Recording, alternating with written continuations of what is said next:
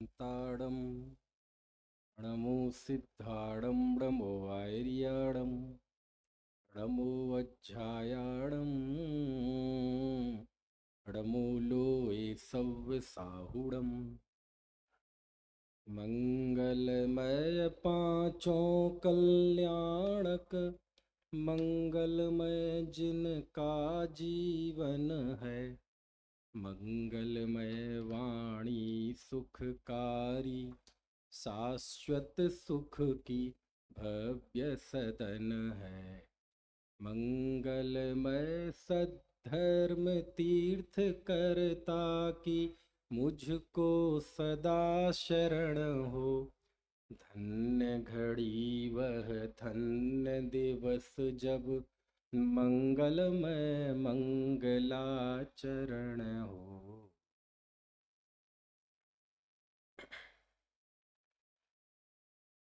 अभी इतनी सूचनाएं आपने सुनी, इससे आपको इतना तो लगा होगा कि जो आयोजन कराते हैं, जो आयोजन करते हैं, उसे सफल बनाते हैं, सारी चिंताएं तो उनको है। एक आम आत्मार्थी की तो पांचों उंगलियां घी में हैं।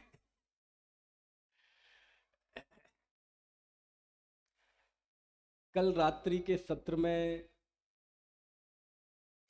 जो चर्चा चली थी उसको आगे बढ़ाता हूं।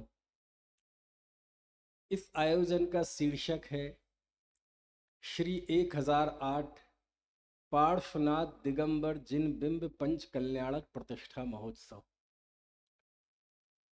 कल रात्रि में हमने इस शीर्षक को ही समझने की कोशिश की थी। श्री अर्थात संपदा, शोभा, लक्ष्मी, सौंदर्य, और जिनेन्द्र देव की संपदा है उनका अनंत चतुष्टय। 1008 की सार्थकता कल बताई थी। भगवान पार्श्वनाथ और ऋषभ देव के विषय में भी कुछ जाना था। अब दो शब्दों का परिचय और प्राप्त करना था, एक जिन बिंब और दूसरा पंच कल्याणक प्रतिष्ठा। क्यों करते हैं यह पंच कल्याणक प्रतिष्ठा, क्या जरूरत है? वैसे तो सब पुद्गल की पर्याय है, वैसे तो सब जड़ की क्रिया है, तो फिर इस जड़ की क्रिया को करना क्यों? यदि जयपुर से जो जिन बिंब बनकर आए हैं, मूर्तियां बनकर आई हैं, यदि हम सीधे जाके के मंदिर में ऐसे ही विराजमान कर दें और ये घोषणा कर दें बाहर बोर्ड पे लिख के या माइक से अनाउंस कर दें पूरी गली में, शहर में, व्हाट्सएप पे मैसेज वायरल कर दें कि मूर्तियां विराजमान कर दी है, आज से ये भगवान है, तो आपका कुछ भाव बनेगा? नहीं बनेगा। तो फिर प्रतिष्ठा क्यों करना? प्रतिष्ठा के द्वारा हमारी दृष्टि बदल जाती है। प्रतिष्ठा के द्वारा हमारा उन प्रतिमाओं के प्रति भाव बदल जाता है। इसलिए पंच कल्याणक प्रतिष्ठा महोत्सव ये दृष्टि बदलने का महोत्सव है, ये नजर बदलने का महोत्सव है। प्रतिष्ठा के पहले वो मूर्तियां जमीन में भी रहती थी। बड़ी मूर्तियां हो तो उन पर चढ़कर कुछ काम भी किया जाता था। उन पे प्रशस्ति लिखी जाती है तो कोई ऐसे तो लिख नहीं सकते, उसको लिटाते हैं। यानी उस समय वो एक मूर्ति है, अभी वो भगवान नहीं है, और उसके साथ ऐसा व्यवहार होता है कि वो एक मूर्ति है। लेकिन प्रतिष्ठा के जरिए हमारे अंदर ये भाव जम जाता है, बैठ जाता है कि अब ये पत्थर नहीं है, अब ये भगवान है। लेकिन ये दृष्टि बदले कैसे? तो उसे हम उत्सव पूर्वक करते हैं। जैसे लोक में दो तरह की शादियां होती हैं, एक लव मैरिज और एक अरेंज मैरिज, एक प्रेम विवाह, प्रीति विवाह, अथवा एक व्यवस्था विवाह। प्रेम विवाह ऐसा भी होता है कि लड़का लड़की पहले से उनमें प्रेम प्रसंग रहता है और फिर अवसर आने पर वो घर से भाग जाते हैं। और ऐसे किए गए विवाहों का कई बार ऐसा हस्र होता है जिसकी कहानियां, किस्से आप प्रतिदिन अखबार में, पत्र पत्रिकाओं में आप पढ़ते रहते होंगे, सुनते रहते होंगे। समझ में आए ना? कभी वो पत्नी के टुकड़े हो जाते हैं, और अब सुंडा और सरपणी पंचम काल में तो पति के भी होने लगे। अब वो क्या है, मैं यूपी से आया हूं ना, मेरठ से, तो ऐसी ऐसी बातें ज्यादा आती हैं। यानी क्यों होता है ऐसा? क्योंकि क्या था, जैसे कल तक रह रहे थे, बस आज कागज पे साइन कर दिए और घोषित कर दिया कि हम पति पत्नी। उस रिश्ते के साथ जो पवित्रता जुड़ी हुई है, उस रिश्ते के साथ जो स्वीकारोक्ति जुड़ी हुई है, वो उसके साथ नहीं होती। एक दूसरे की इज्जत नहीं होती, और ज्यादातर ऐसे विवाह बड़ी दयनीय दशा में खत्म होते हैं। लेकिन जो विवाह माता पिता की स्वीकृति से किया जाए, पंचों की उपस्थिति में किया जाए, वो विवाह कैसा होता है? वो छुपाया जाता है, वो भागते हैं। अरे जिस दिन रिश्ता तय हो उसी दिन फोन करके सारे लोगों को, रिश्तेदारों को, मित्रों को बता दिया जाता है। छुपाते नहीं है, बल्कि बताते हैं सबको, और उसी दिन से उत्सव प्रारंभ हो जाते हैं। समझ में आया ना? और अच्छा, ऐसे ही कर दिया जाए कि चलो रिश्ता तय हो गया, बस कल से तुम लोग हमारे घर में आ जाओ, बस वैवाहिक जीवन शुरू। बोले नहीं नहीं, ऐसा नहीं होगा। क्यों नहीं होगा? क्योंकि रस्मों का, उत्सवों का एक मनोवैज्ञानिक पहलू है। और वो मनोवैज्ञानिक पहलू ये है कि जब पंचों की उपस्थिति में, देवशास्त्र गुरु की साक्षी में, भगवान का आह्वान करते हुए उन्हें अर्घ देकर जब 7 फेरे पढ़े जाते हैं एक गृहस्थाचार्य के निर्देशन में, और जब 7 वचन लिए जाते हैं, तो कहीं ना कहीं दोनों के अंदर एक भाव विकसित होता है कि ये एक विवाह मात्र नहीं है, ये एक संस्कार है। ये विवाह नहीं है, ये पंचाणु व्रतों की स्वीकृति है। ये विवाह नहीं है, ये अनंत भोग दृष्टि को सीमित करने की एक सामाजिक और धार्मिक व्यवस्था है। और ये सौभाग्य है। और जब सब मिलके हल्दी की रस्में होती हैं, दावतें होती हैं, ढोल नगाड़े बजते हैं, 50 किस्म की रस्में होती हैं, जब वो है ना ब्याह के घर में आते हैं तो बधाइयाँ होती हैं, टीचे, रसमलाई, शामियाने, समझ में आए ना, दावतें, ये सब क्यों होता है? और जब ये सब महीनों प्रक्रिया चलती है, आजकल तो एक दिन में विवाह हो जाते, पहले हफ्तों तक होते थे। और जब ऐसी रस्में चलती हैं तो कहीं ना कहीं उन दोनों दंपत्ति को ये महसूस होने लगता है कि विवाह कोई गुड्डा गुड़ियों का खेल नहीं है। और जब गुड्डा गुड़ियों का खेल नहीं है, ये एक बहुत बड़ा अवसर है जीवन का, तो उस रिश्ते के प्रति इज्जत आती है। इस बात का बहुमान रहता है कि ये 7 फेरे हमने 500 लोगों के बीच में कार्ड छाप छाप के, रिश्तेदारों को बुला बुला के, वीडियो बना बना के, भगवान को अर्घ दे देकर ये रिश्ता तय किया है। ये रिश्ता कोई हंसी खेल नहीं है। तो आप समझ गए, इन सारे उत्सवों का एक मनोवैज्ञानिक पहलू है, इसलिए ऐसा होता है। और उनका क्या होता है, उनमें लड़ाई बचती है तो कोई समझाने भी नहीं आता, और यहाँ दोनों में कुछ लड़ाई हो भी जाए तो 50 लोग समझाने आ जाएंगे, उन्हें दूर नहीं होने देंगे। तो जैसे विवाह का एक मनोवैज्ञानिक पहलू है, ऐसी इस प्रतिष्ठा का भी एक मनोवैज्ञानिक पहलू है। यही कारण है कि वो जिन बिंब जो जयपुर से आए हैं, बोले वैसे तो प्रतिष्ठा एक ऐसी रख दो, तब भी वो दर्शन कर लेगा। कोई बोले नहीं, ऐसे नहीं करेंगे।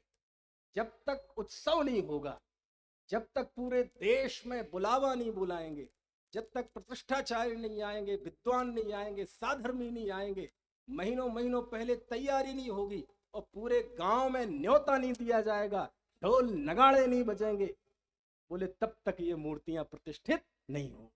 क्यों? क्योंकि जब आयोजन पूर्वक ये करते हैं उत्साह से, तो हमारे अंदर एक भाव विकसित होता है कि इस मूर्ति में जो प्राण प्रतिष्ठा हुई है, इस मूर्ति में जो मंत्रोच्चार पूर्वक इसका संस्कार किया गया है, ये मंत्रोच्चार, ये विधि वही है जो असली में पार्श्वनाथ भगवान के जीवन पे लागू हुई थी, इसलिए प्रतिष्ठा कर। समझ में आ रहा? और एक शब्द और रह गया जिसकी कल चर्चा छूट गई थी, वो शब्द था जिन बिंब। और मैंने आपसे कहा था कि इस जिन बिंब की चर्चा मैं कल करूंगा, क्योंकि जिन बिंब की चर्चा पूरा मेरा अपना स्वयं का अनुराग है कि जहाँ जहाँ प्रतिष्ठा होती है और योग से यदि मैं वहाँ जाता हूँ और यदि मेरा व्याख्यान होता है, तो बाकी प्रवचन दूसरे हों और विषय के हों, लेकिन एक व्याख्यान में इस विषय पर जरूर करता हूँ। और वो विषय क्या है? जिन बिंब की महिमा। इस पर अभी एक पुस्तक भी एक आध हफ्ते बाद आ जाएगी, उसका नाम रखा है जिन मुद्रा का जादू। ऐसा क्यों? क्योंकि पंच कल्याणक से बढ़िया अवसर जिन मुद्रा पर बात करने के लिए नहीं हो सकता। क्योंकि ये उत्सव के केंद्र में है कौन? उत्सव के केंद्र में प्रतिष्ठाचार्य हैं? नहीं। विद्वान हैं? नहीं। आप हैं? नहीं। व्यवस्थापक हैं? नहीं। भोजनालय वाले, टेंट वाले? नहीं। माइक वाले, आईटी वाले? नहीं। कौन है इस व्यवस्था के केंद्र में? इस पूरे प्रतिष्ठा का केंद्र बिंदु कौन है?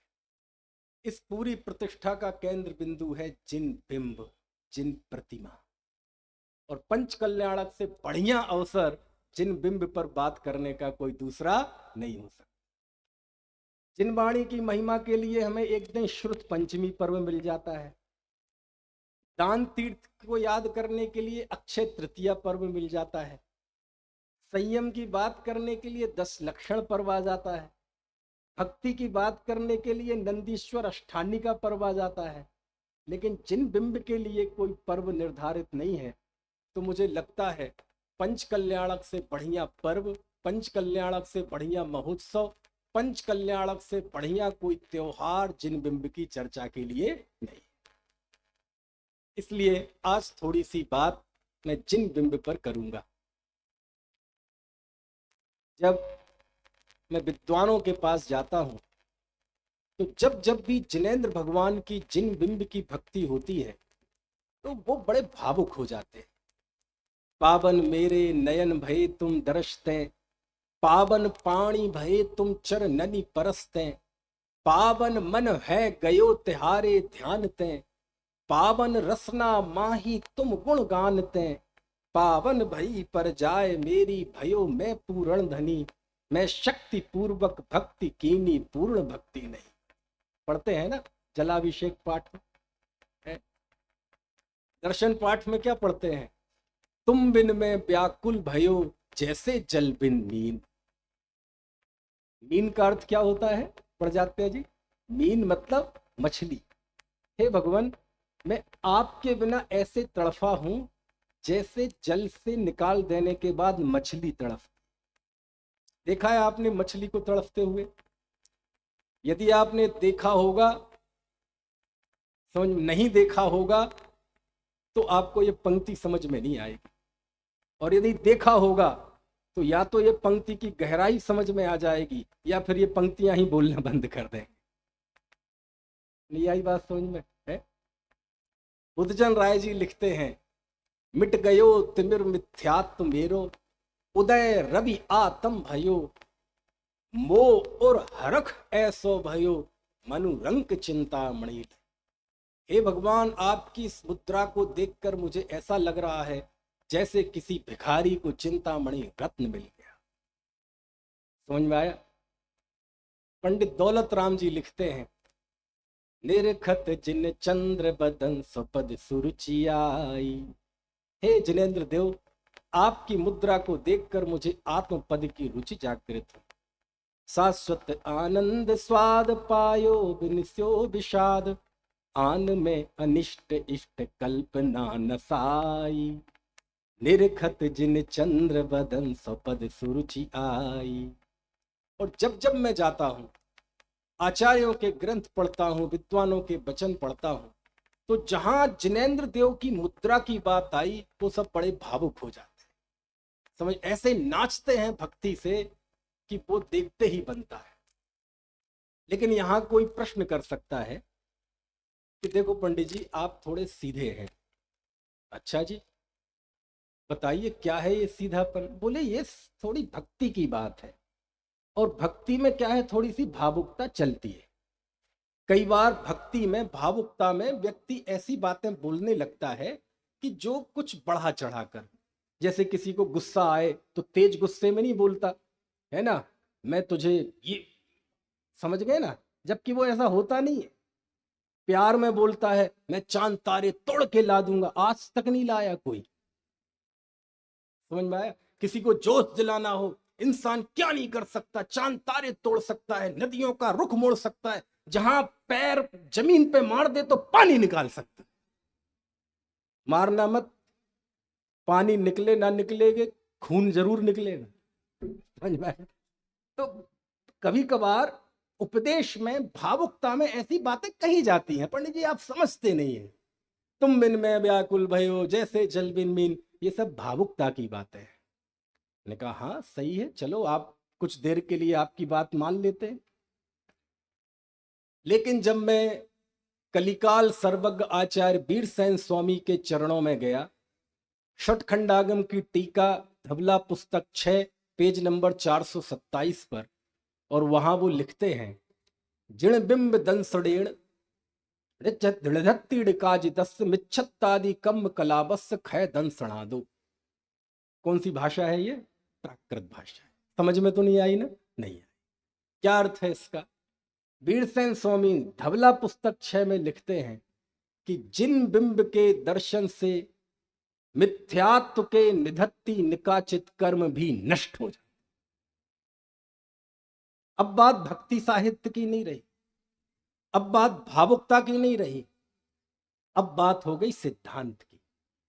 क्योंकि अब एक सिद्धांत के ज्ञाता, धबला मतलब दिगंबर जैन धर्म का सुप्रीम कोर्ट, जो बात उसमें आ गई मतलब समझ लो फाइनल है, वो उस पर कोई प्रश्न चिन्ह खड़े नहीं किए जा सकते। और उसमें वो लिखते हैं ये निधत्ती निकाचित कर्म वो होते हैं कि जिनमें ना उत्कर्षण होता है, ना अपकर्षण होता है, ना उदीर्णा होती है, ना संक्रमण होता है। जो कर्म बांधा है वो भोगना ही पड़ेगा, और वो भी कौन से? मिथ्यात्व के। और मिथ्यात्व के साथ और भी कर्म होते हैं, उनके निधत्ती निकाचित कर्म भी नष्ट हो जाते हैं। कैसे? जिन बिंब के दर्शन से। अब बात गंभीर हो गई, समझ में आया? अब प्रश्न ये है कि इस जिन मुद्रा में, इस जिन बिंब में ऐसा है क्या जिससे निधत्ती निकाचित कर्म भी नष्ट हो जाते हैं? समझ में आया? अब यहां कोई कह सकता है कि साहब हम तो वर्षों से जिन बिंब के दर्शन कर रहे हैं, हमारा तो मिथ्यात्व तो नष्ट ही नहीं हुआ। मंदिर बढ़ रहे हैं, जिन प्रतिमाएं बढ़ रही हैं, पंच कल्याणक बढ़ रहे हैं, दर्शन करने वाले बढ़ रहे हैं, और उसी एवरेज में मिथ्यात्व भी बढ़ रहा है, असंयम भी बढ़ रहा है, अबात्सल्य भी बढ़ रहा है, कषाएं भी बढ़ रही हैं। हम कैसे कह सकते हैं कि जिन बिंब के दर्शन से मिथ्यात्व के टुकड़े टुकड़े हो जाते हैं? हमें तो दिख नहीं रहा ना ऐसा। मंदिर और जिन बिंब बढ़ रहे हैं तो अज्ञान भी बढ़ रहा है, असंयम भी बढ़ रहा है, अबात्सल्य बढ़ रहा है, कषाएं बढ़ रही हैं, अहंकार बढ़ रहा है, छल बढ़ रहा है, मायाचारी बढ़ रही है। लेकिन जब वीरसेन स्वामी कहते हैं कि जिन बिंब के दर्शन से मिथ्यात्व के निधत्ती निकाचित कर्म भी नष्ट हो जाते हैं, तो दोनों बातें एक साथ सही तो नहीं हो सकती। वीरसेन स्वामी जो कह रहे हैं वो गलत है क्या? अरे हम ऐसी कल्पना भी नहीं कर सकते। तो अर्थ क्या है? कहते सुनो भैया, जिन बिंब के जिस दर्शन से मिथ्यात्व के निधत्ती निकाचित कर्म नष्ट हो जाते हैं, वो दर्शन, कम से कम वो दर्शन तो नहीं है जिस दर्शन को हम समझते हैं। जो व्यक्ति कुल परंपरा से जिनेंद्र भगवान का दर्शन करता है, कम से कम इस दर्शन की वो बात नहीं है। जो व्यक्ति केवल गुरु जी से, महाराज से, त्यागी जी से केवल नियम ले लिया दर्शन का, उस नियम के प्रोटोकॉल को पूरा करने के लिए जो जिन दर्शन करता है, कम से कम उस दर्शन की वो बात नहीं है। जो केवल पुण्य की इच्छा से, लोक में मेरा यश हो, पुण्य बढ़े, जिससे मेरे रोग शोक भय उपद्रव छिंद छिंद भिंद भिंद हो जाए, इस उद्देश्य से जो जितेंद्र देव की भक्ति करता है, दर्शन करता है, कम से कम इस दर्शन की वो बात नहीं।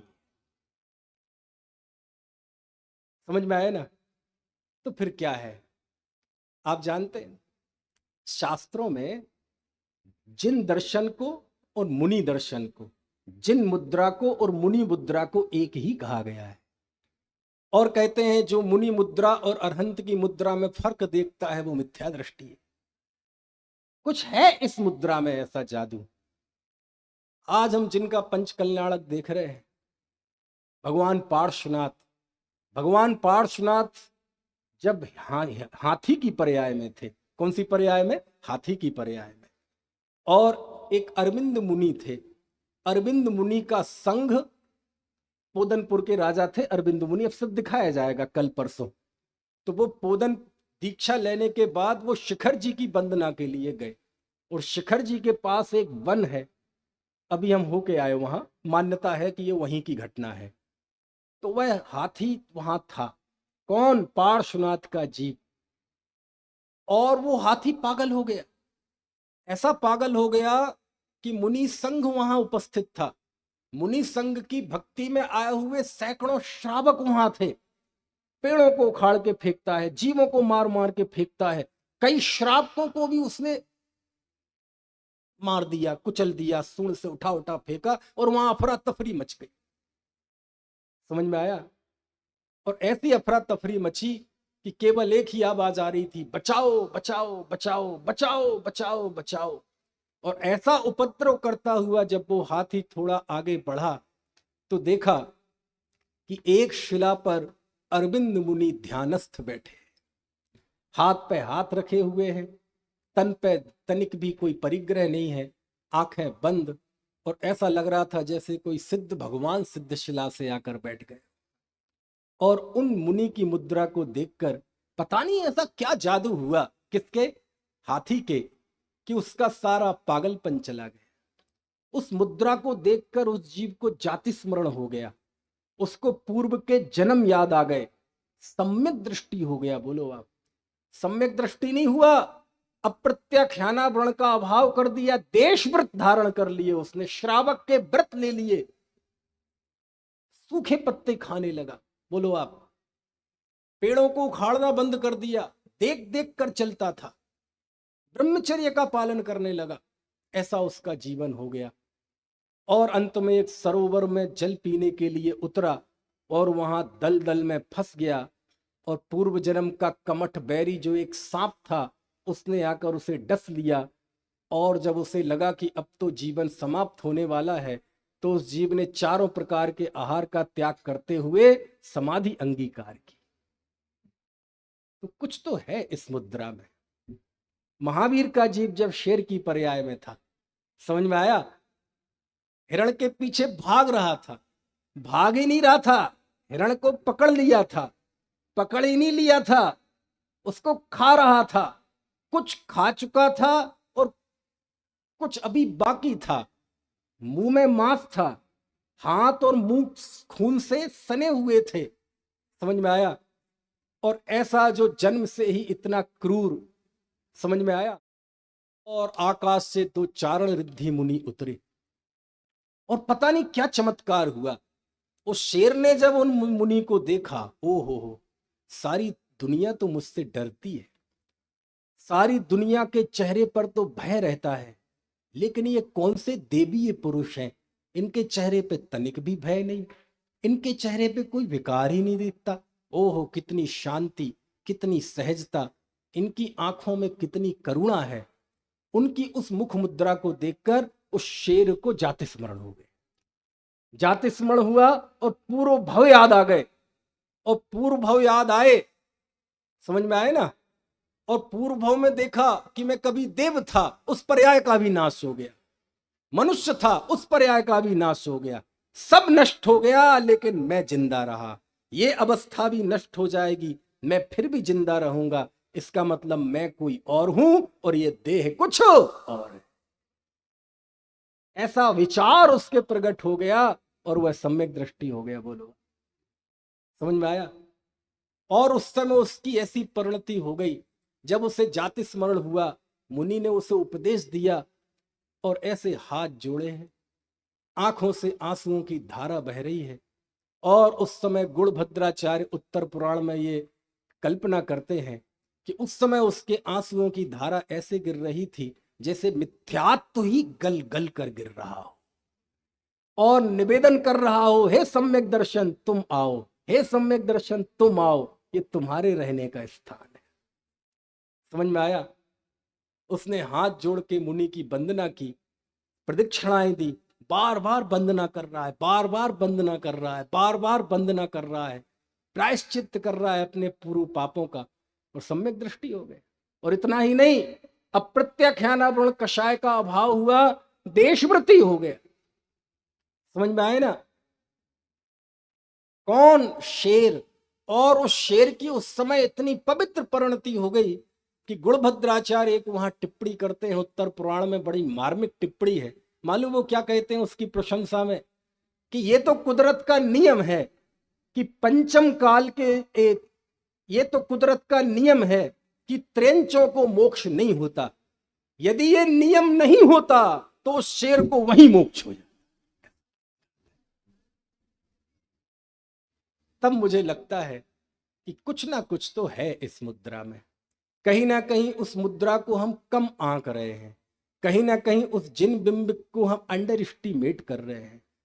जब पूरे देश में सैकड़ों मंदिर बनते हैं, करोड़ों के खर्चे किए जाते हैं, और जब उन मंदिरों में बड़े बड़े आलीशान मंदिर बने हैं, और जब उन मंदिरों में जाते हैं तो पता चले धूल लग रही है, कोई प्रक्षाल करने वाला नहीं है, कोई पूजन करने वाला नहीं है, है ना? पक्षियों ने घोंसला बना लिया है, कबूतर वहां, है ना, गंदगी करते हैं। और जब ये स्थिति देखते हैं तो मन बड़ा दुख से भर जाता है। और फिर मैं कोशिश करता हूं कि पंच कल्याणक में कम से कम एक व्याख्यान इसी विषय पे, कुछ तो चेतना आए। समझ में आए ना? तो प्रश्न ये है कि उस मुद्रा में ऐसा है क्या? प्रश्न तो ये है हमारा, जिन बिंब में ऐसा क्या है कि हाथी और पशु, बोलो शेर, वो भी सम्यक दृष्टि हो गए।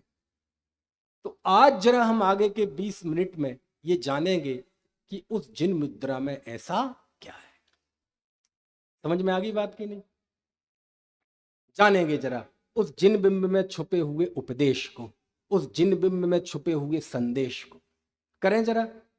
अब चूंकि पंच कल्याण की सभा है, मुझे पता है बहुतेरे जीव, सैकड़ों लोग ऐसे होंगे जो नमोकार मंत्र भी ठीक ठीक से नहीं आता होगा, लेकिन जिन्हें नमोकार मंत्र भी ठीक ठीक से नहीं आता होगा, मैं आपको दावे के साथ कहता हूं, आप जिन बिंब को देखकर द्वादशांग का सार समझ सकते हैं।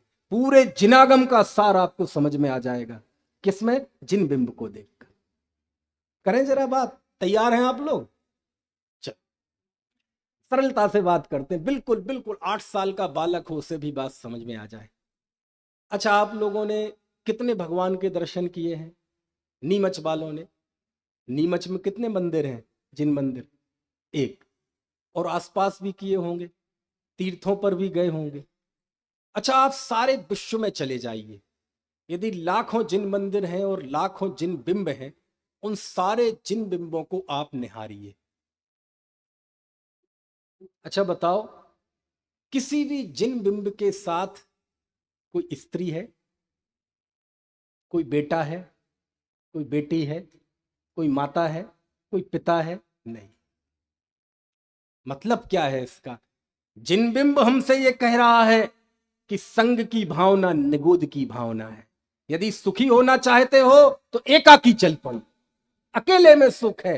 द्वैत की भावना निगोद की भावना है। बोलो, आप देख लो किसी जिन बिंब के साथ कोई उनका साथी हो। हाँ, हम ऋषभ देव के साथ उनके बेटे बाहुबली और उनके बेटे भरत को स्थापित कर दे, वो हमारा अपना अनुराग है।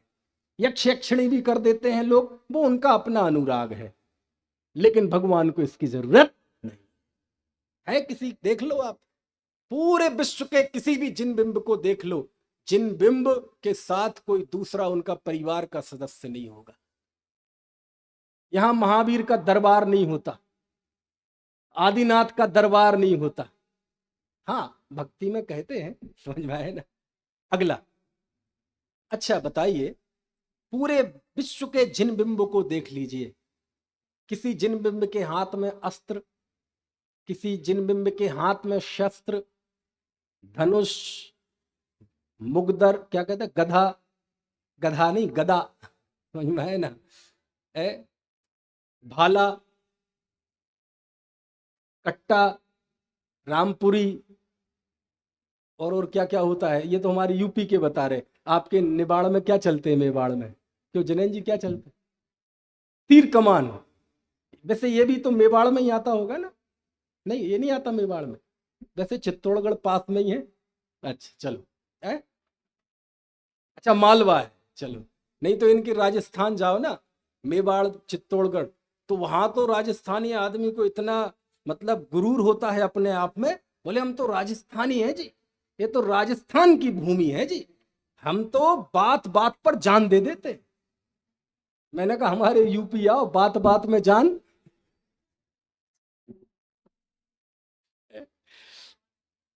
बोलो, हमारे जिन बिंब के किसी हाथ में अस्त्र शस्त्र है क्या? क्योंकि शस्त्र अस्त्र भय का प्रतीक है। किसी भी जिन बिंब के हाथ में अस्त्र शस्त्र नहीं है। वो जिन बिंब हमसे ये कह रहा है, ये डरने डराने का मार्ग नहीं है।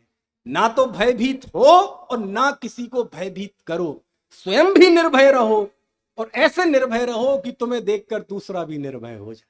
ये निश्चंकता का मार्ग है, ये निर्भयता का मार्ग।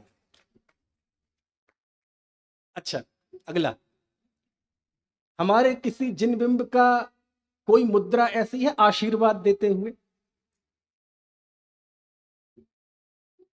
ऐसी है कोई मुद्रा? चले जाओ पूरब से पश्चिम, उत्तर से दक्षिण, देश के बाहर, ऑस्ट्रेलिया, यूरोप, कहीं चले जाओ, कोई मुद्रा ऐसी हो?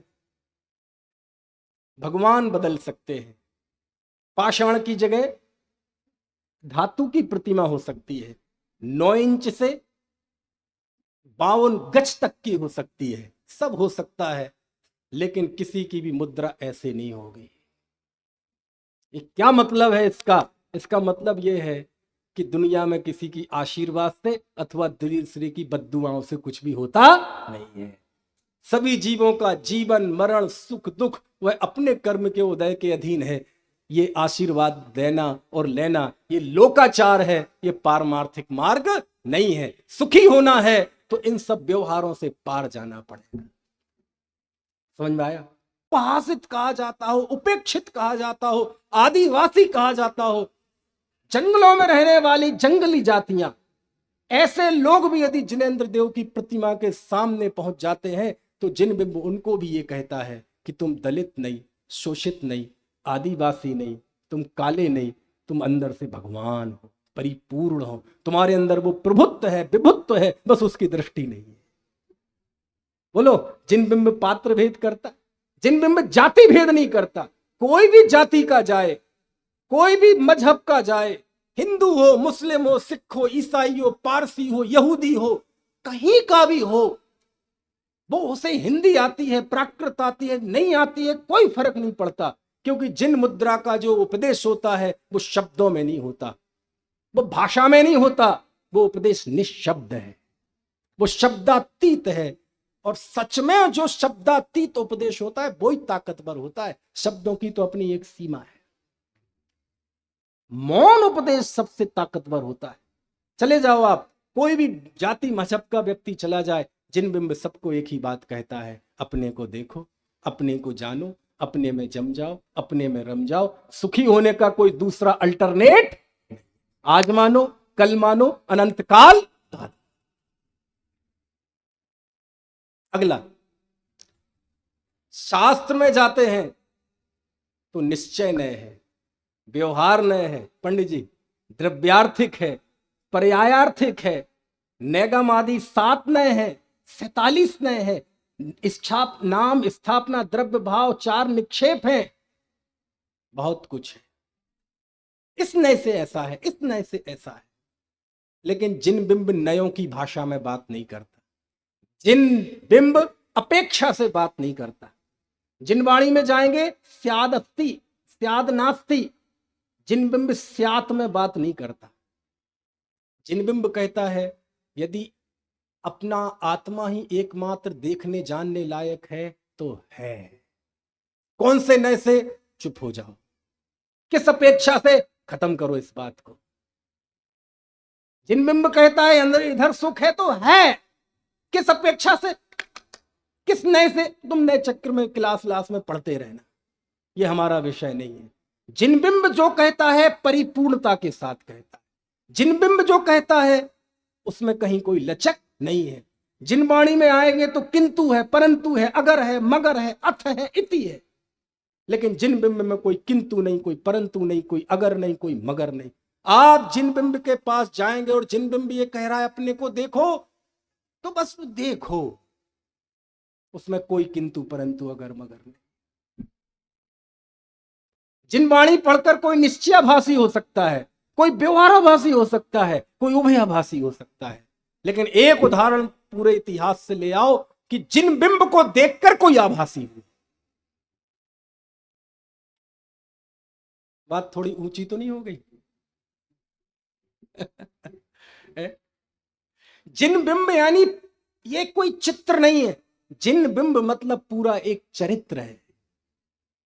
जैसे हम जब गांधी जी का फोटो देखते हैं तो फोटो में क्या है, एक 5 फीट के लगभग 48-45 किलो का आदमी डंडा लिए, वो भी पूरे कपड़े भी नहीं, ऐसा चित्र है। उसमें ऐसा क्या है? वो तो एक हाड़ मांस का पिंड है। लेकिन वो चित्र नहीं है, वो एक चरित्र है। गांधी जी के चरित्र को चित्र को देखना मतलब उस चित्र के पीछे छुपे हुए पुरुषार्थ को देखना, कि वो व्यक्ति है कि जब अफ्रीका में किसी ट्रेन में जा रहा था, इंग्लैंड में किसी ट्रेन में जा रहा था, फर्स्ट क्लास का टिकट था, फर्स्ट क्लास में बैठे हुए थे, लेकिन एक अंग्रेज अफसर आया तो जूते मार के ट्रेन से बाहर फेंक दिया। बोले क्यों? तुम काले हो, तुम्हें हमारे साथ बैठने का हक ही नहीं, अपनी शक्ल देखी। और जब उन्हें ट्रेन के नीचे फेंक दिया गया, वो चाहते थे लौट के उसे, कोशिश भी करते थे 2-4 थप्पड़ मारने की, बोले लेकिन नहीं, ये मार्ग नहीं है, इसके अंदर वो हम कालों की इज्जत क्यों नहीं। और वह अकेला व्यक्ति 7 समंदर पार विदेशों में आतताई अंग्रेजों के खिलाफ अपने अधिकारों के लिए लड़ा। समझ में आया? जब वह भारत देश आए, असहयोग आंदोलन, सविनय अवज्ञा आंदोलन, भारत छोड़ो आंदोलन, आधा जीवन जेल में निकला, और तब जाके हमने आजाद देश में श्वास ली। इस चित्र को देखना मतलब उस चरित्र को देखना। समझ में आए ना? ये बच्चे सचिन तेंदुलकर की फोटो देखते, वो फोटो में क्या है? फोटो एक इंसान की है, वो तो इसमें कोई खास बात। लेकिन मैं आपको सचिन तेंदुलकर के 2 फोटो रखता हूं। एक फोटो वो है जिसमें वो बढ़िया सूट पैंट में, बढ़िया सूट टाई, और ब्यूटी पार्लर वाले ने बाकायदा उसे बिल्कुल बढ़िया बनाया है, क्लीन से बाल एक एक बिल्कुल सजा हुआ, एक वो फोटो है। और एक दूसरा फोटो कौन सा है? हाथ में बैट है, मैले कुचेले कपड़े हैं, समझ में आया?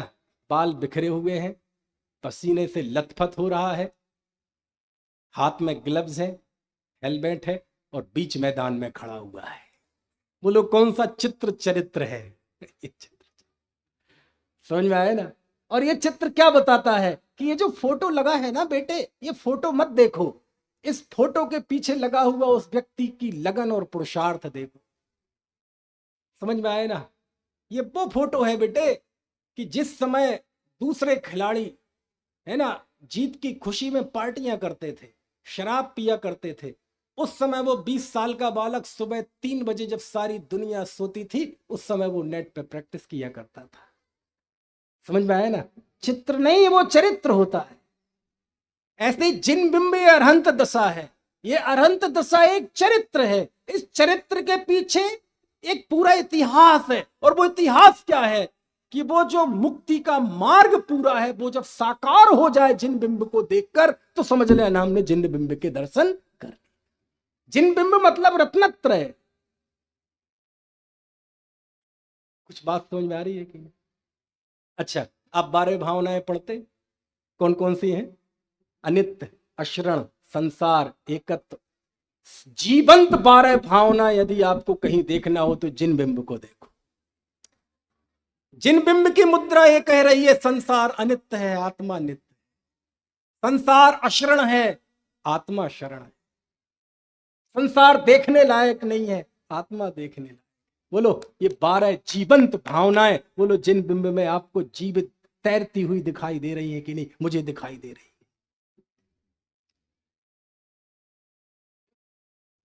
इसलिए किसकी प्रतिष्ठा है? ये जिन बिंब की प्रतिष्ठा। ये कोई मजाक नहीं है, ये कोई हंसी खेल नहीं है, ये कोई केवल नाच गाना नहीं है। हम उस जिन बिंब की प्रतिष्ठा करने जा रहे हैं जो जिन बिंब बिना होठ चलाए, बिना पैर चलाए, बिना माइक के, बिना किसी भाषा संस्कृत प्राकृत के हमें निशब्द चेतना के द्वारा अपने आत्म स्वरूप में जाने की प्रेरणा दे रही है। और एक डेमो आपको बताता हूं, टाइम हो गया। आप जिंदगी की कोई भी उलझन, आपको जो भी प्रश्न हो, कोई भी उलझन हो आपको, आप 5 मिनट का समय निकालना और आप जिन मंदिर जाना और आप जिनेंद्र देव की मुद्रा को गौर से निहारना। यदि 5 मिनट तक आप गंभीरता से उस मुद्रा को निहारते रहेंगे, आपको आपके प्रश्न का उत्तर मिल जाएगा। दावा है मेरा, मिल जाए। जाओ आप अपने कोई जीवन की समस्या लेकर, सच कह रहा हूं मिल जाएगा, यदि आप ईमानदारी से देखोगे तो। अब जाना आप सब आपकी अपनी अपनी समस्याएं, समझ में आए ना? मैं भी गया अपनी समस्या लेकर। मैंने भगवान से कहा, भगवान बहुत दुखी हूं, दुखी हूं तभी तो भटकता फिर रहा हूं, कभी नोएडा, कभी नीमच, कभी शिखर जी। समझ में आए ना? भगवान बहुत दुखी हूं। क्या दुख है बेटे? भगवान, मैं तो जीवन में खूब धर्म की प्रभावना करना चाहता हूं। मैं घर घर में धर्म पहुंचाना चाहता हूं, घर घर चर्चा रहे धर्म की। बाबू युगल जी का नाम सुना है? उनकी एक कविता है, विस्मय होता रे तेरे उन विश्वासों पर जिनकी कोई धरती कोई गगन नहीं है। ओ चिन्मय, ओ चिन्मय। कितने लोगों ने बाबू युगल जी का नाम सुना? हाथ खड़ा करो जरा। केवल रवि किरणों की पूजन जिन्होंने लिखी है वो यशस्वी बाबू युगल जी। उनकी एक से एक कविताएं हैं। अब वो क्या करें, हमारी पढ़ने लिखने की आदतें चली गई। आप रात में जब घर पहुंचे ना नीलमच वाले, और बाकी बाहर से लोग आए हैं कमरे पे जाएंगे, तो वो यूट्यूब खोलना, यही है आजकल का कलिकाल सर्वज्ञ। तो इसमें जाना, ऑडियो रिकॉर्डिंग में, वो उसमें सर्च में, और ऐसे बोल देना, बाबू युगल जी ओ चिन्मय। ये कविता आ जाएगी जो मैं आपको बोल रहा हूँ।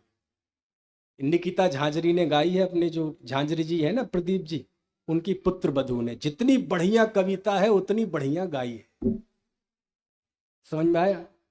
विस्मय होता रे, विस्मय मतलब आश्चर्य होता है, तेरे उन विश्वासों पर जिनकी कोई धरती कोई गगन नहीं है बेटे। जो काम आदिनाथ नहीं कर पाए घर घर में पहुंचाने का, ऋषभदेव भगवान नहीं कर पाए, महावीर नहीं कर पाए, तुम करोगे। मैं घर घर में जिनवाणी पहुंचाऊंगा। अच्छा बेटे, मैं तो कर नहीं पाया, तुम्हारा देख लेते हैं तुम कर पाते हो कहीं है। मैं सारे तीर्थों की सुरक्षा करूंगा, बेटे भगवान नहीं कर पाए। देखो भावनाएं तो ऐसी ही होती हैं। भावना अलग चीज है और यथार्थ अलग चीज है। भावना तो धर्मात्माओं को वो होती है सबका कल्याण हो, लेकिन भावना अलग है और यथार्थ अलग है। एक जीव गया, बोले भगवान बस एक ही मेरी प्रार्थना है, मैं बहुत धर्म करना चाहता हूं, बहुत तत्व ज्ञान करना चाहता हूं, अपनी पूरी ऊर्जा धर्म में लगाना चाहता हूं। बस ऐसा कुछ हो जाए कि मेरे पास 10 करोड़ रुपए आ जाएं और उसे बैंक में जमा कर दूंगा और फिर आराम से धर्म करूं। विस्मय होता रे तेरे उन विश्वासों पर जिनकी कोई धरती कोई, निराधार है ये मान्यता। कोई कहता है बस पंडित जी मेरा बेटा सेटल हो जाए, वो थोड़ा बेरोजगार है, वो थोड़ा एस्टेब्लिश हो जाए, फिर हम तो आपके पास आ जाएंगे। विस्मय होता रे तेरे उन विश्वासों पर जिनकी कोई धरती कोई गगन नहीं है। मृग मरीचि को रहे तुम्हारे प्राण समर्पित, जिसमें सलिल नहीं है ठहरे हो उस तट पर। मिट्टी में ही रहा अहम जिसका कल्पों से, रत्न राशि कैसे उसको देगा रत्ना कर। छलना से छला गया बुद्धि कोश जो, इस पे आ गई क्या? करके वसुधा बांझ रही है, विस्मय होता रे तेरे उन विश्वासों पर, जिनकी कोई धरती कोई गगन नहीं है। चिन्मय ओ चिन्मय ओ चिन्मय। तो आप कर लेना है, जाना भगवान के पास, बैठना और इस कविता में जो संदेश है वो संदेश सुनने की कोशिश करना। मेरा दावा है आपको वीरसेन आचार्य की वो पंक्ति हाथ पे रखे हुए रत्नमणि की तरह स्पष्ट हो जाएगी। कौन सी? कि जिन बिंब के दर्शन से मिथ्यात्व के निधत्ति निकाचित कर्म भी नष्ट हो जाते हैं, और वो हो, है ना। इसी भावना के साथ अभी की बात समाप्त।